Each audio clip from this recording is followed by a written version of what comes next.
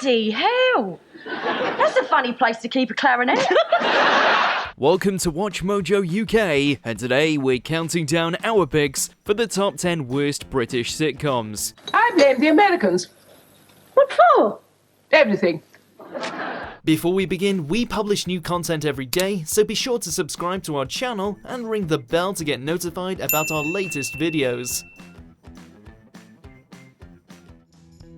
Number 10. Mrs. Brown's Boys. What's wrong with you, Grandad? Haven't slept for 3 days. Let's get the most obviously terrible sitcom out the way first. Ever since it began in the 2010s, Mrs. Brown's Boys has lived in infamy as one of the most critically reviled TV shows in history. A joint production between the BBC and Irish broadcaster RTE, it stars Brendan O'Carroll in drag as Mrs. Brown, as she deals with the trials and tribulations of being matriarch to a chaotic family. Heading out on the big date, love? It's not a big date, Mummy. It's just a quiet drink. Quiet drink? That's what all men say. They think vodka's a lubricant to get your knickers off easy. Most of the jokes revolve around toilet humor and unimaginative innuendo, but despite this, it not only keeps getting renewed and keeps getting Christmas specials, but also spawned a feature film in 2014. But who on earth is even watching it? I say to the missus, that's a banana, not a willy. It won't get bigger if you squeeze it. Number 9. The Right Way. She's female, Susan. She's in a bathroom. She's never going to be finished. Though Ben Elton is one of the best comedy writers the UK has ever produced, co-writing the last 3 series of Blackadder, The Right Way was a rare miss for him.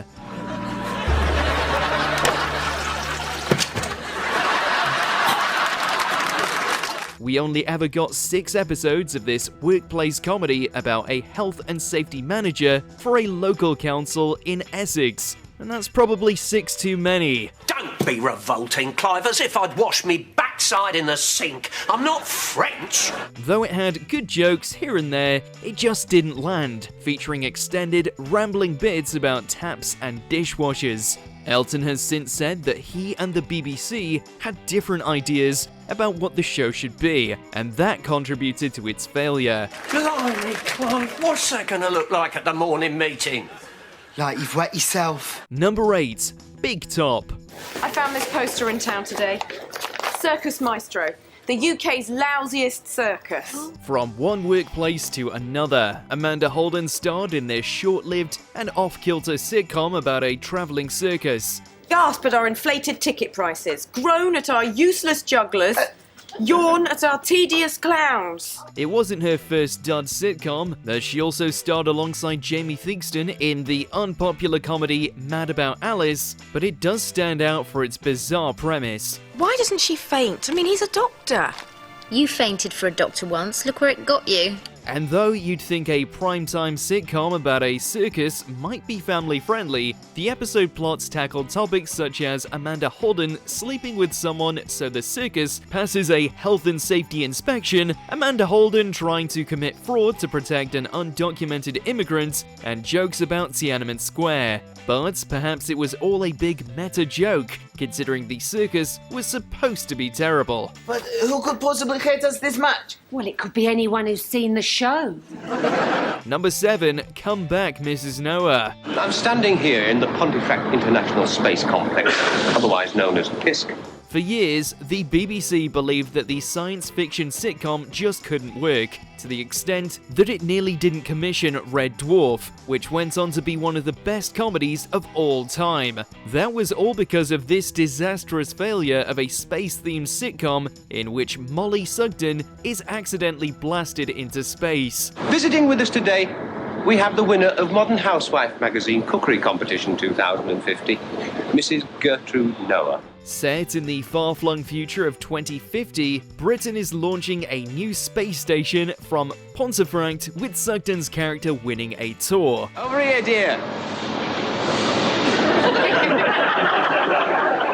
Sorry I'm late. Unfortunately, she's still on it when it blasts off, and she gets stuck in space for the duration of the series. It was received very badly for its poor sets and lazy recycled jokes from other shows, getting only one series. Shall I be mother? Oh, the things you men can do nowadays. Number 6. Bottle Boys. No. I'm a big fan of Mendel. Oh, yeah, didn't his son write the wedding march? No, that was Mendel's son. Yeah, that was a joke. So you meant it. It's not just the BBC that has bad shows though. ITV has produced a lot of stinkers too. This one followed the antics of England's randiest milkman, Dave, as he tries desperately to shag his way through his daily milk round. Could I possibly speak to the Prince of Wales, please?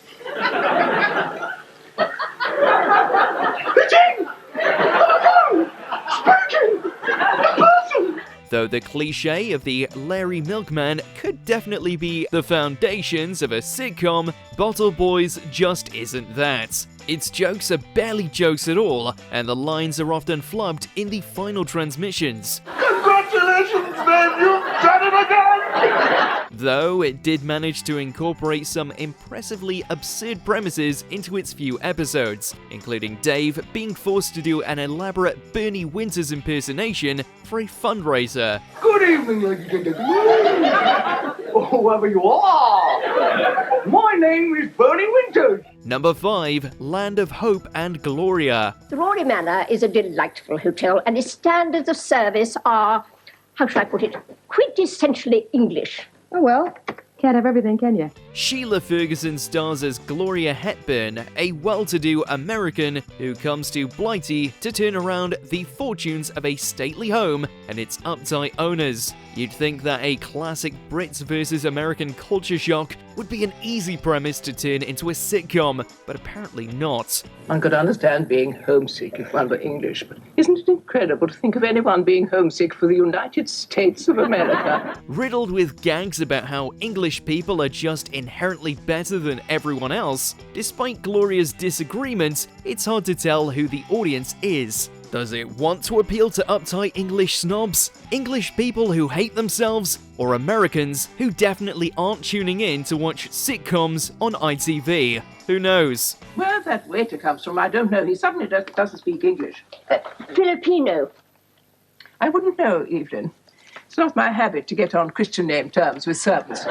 Number 4. Theal Syndrome. Listen, David, I'm gonna go. Okay. I shall be proceeding in a northerly direction. Over on Sky, somebody had the bright idea to give David Baddiel his own sitcom. A titan of stand-up in the 1990s, Baddiel's career definitely peaked with 4 Lions, and this was no comeback. When someone does that, what they're basically saying is, this is a really, really amazing anecdote. It must be, because look what my reaction was. Baddiel played an obnoxious architect named after himself, who talks his problems through with his psychiatrist, played by Stephen Fry, though these sessions mostly come across as Baddiel workshopping terrible stand-up routines. People who over-yawn, you know, because a yawn's just this, isn't it? For some people, they got to go, like you're going to go, great yawn. The audience also gets treated to hearing Baddiel's inner thoughts through voiceover. It's a bit like Peep Show, if Peep Show was terrible and thought that Mark and Jez were the best men who ever lived. I'm so sorry. You sometimes smoke? Yeah, but not a pipe. I've never done something equivalent to putting a large neon sign over my head saying, I am a twat. Number 3. Hardwick House. Are you supposed to hate the nonces in this TV show or sympathise with them? Don't ask the writers, because they certainly didn't know either. And Donna, wear the uniform. Airing a grand total of 2 episodes on ITV in 1987, with 5 more never seeing the light of day, Hardwick House was undoubtedly one of the worst things the UK has ever produced. Filmed in a derelict school that still looked completely abandoned in the finished show, it's almost impossible to sit through a whole episode of this. Are there any questions? Anything you'd like to tell me about thoughts you've been having, or an urge perhaps? Full to bursting with jokes about teachers being attracted to their students, it's no wonder nobody wanted to sit through it. What do you think of this sir. Oh my God. What's the matter, sir? Don't you like it? Number 2. Babes in the Wood. I think he likes me. Last week he gave me a turnip he fashioned into an exact replica of Peter Andre. What kind of shenanigans would Denise Van Outen and her flatmates get up to in the wild wilderness of St. John's Wood? Well, not very many at all in the end. Babes in the Wood was a show notorious for paper-thin characters and even thinner plots, where almost nothing happens. The baby's yours, Charlie. I'm carrying your child. Charlie? The girl's annoying divorced neighbor Charlie is also a main character for some reason, even though they and the audience hate him. Sometimes the show is more interested in Charlie than the 3 girls in the title and its biggest draws, which is perhaps why nobody watched it and it ended up being cancelled after 2 series. See, the thing that freaks me out is people going to look at me differently. I'll be this giant dad thing. I could lose me edge. I think you're being paranoid, Charlie. Number 1. Heil Honey, I'm Home. Of course, it's the infamous Hitler sitcom at number 1, even though conceptually, there's a chance it could have worked. Perhaps as a short sketch in something else rather than an entire show. Heil Honey, I'm home. But the public spoke and the verdict was that a comedy about the Hitlers living next door to a Jewish couple they despised was tasteless, and it is definitely hard not to see it that way. You must be real mad at me, honey. I'm a very, very bad Hitler. Audiences hated every second they had to watch of this, and it's no surprise that the show was immediately cancelled. The channel it aired on, Galaxy, also didn't last long, and you'd now struggle to find people who even remembered it. They certainly remember the Hitler sitcom though. I know why. It's Czechoslovakia. You finally did it, didn't you? You finally went one step too far, Mr. Big Shot. Let us know in the comments which of these shows you want to erase from history. Well, what do you think, Smax? It's horrible, Mama. I know, darling, I know. Do you agree with our picks? Check out this other recent clip from WatchMojoUK and be sure to subscribe and ring the bell to be notified about our latest videos.